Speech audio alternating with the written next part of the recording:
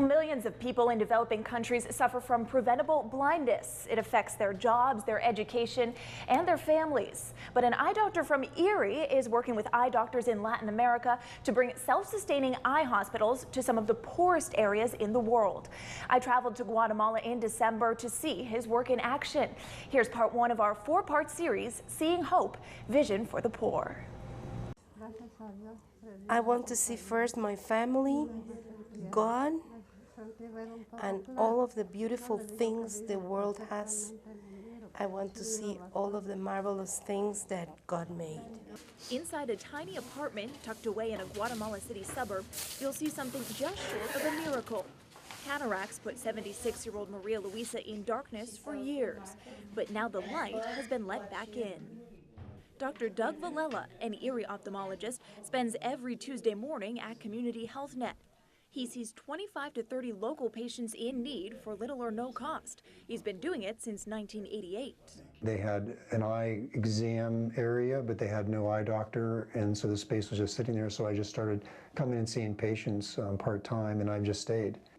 This is just a peek into how Dr. Villela is bringing eye care to people who otherwise wouldn't have access. His passion and desire to serve has helped spark a movement to bring affordable, quality eye care to hundreds of thousands of people in developing countries, with the organization he heads, Vision for the Poor. Today, the organization is behind 6 eye hospitals in several countries, but it all started with a mission trip to Guatemala nearly 20 years ago, when Dr. Villela witnessed a great need. They thought that we were the doctors in the United States that were going to give them their sight back. And so the look of despondency on people's faces that walked 3 days because they knew we were there and said, we don't do surgery, you need to go to the city. Villela found an opportunity when he met another American missionary, Vincent Pescator. He ran an orphanage in the rainforest of the Petén in northern Guatemala, and he asked Villela to help him build a free care eye hospital there. He accepted, and that's where he met Dr. Mariano Yee, who would join him on his crusade. And it was very challenging because Petén was the most neglected department in Guatemala. So we used to drive there, I remember the road was really bad, that we drove for like 12 hours sometimes just to get there. We used to do the surgeries, do the screenings. If we were going to do that, we need to do it correctly, because it was not fair just to do the surgeries and then leave the people behind. They started with support from Lions and Rotary clubs and grants. Dr. Villela's palpable passion is what brought Erie area donors on board. Norm Strandwitz is a retired businessman from Fairview who met Doug at a local country club.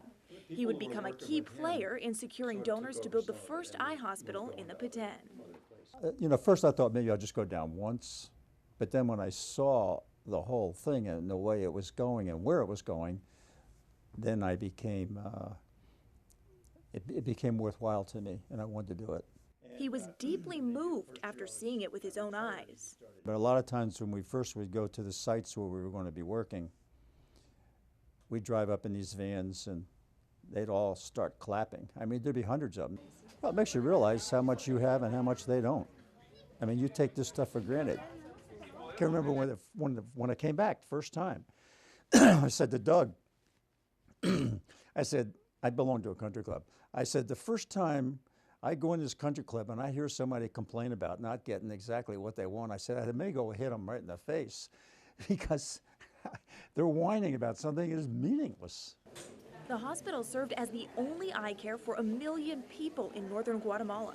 But how could a hospital with no income continue to operate? Next time on Seeing Hope, Vision for the Poor. And to help fund future eye hospitals and continue to bring care to developing areas, please visit visionforthepoor.org and keep up with our series every Thursday night here on C News at 6. We'll be right back.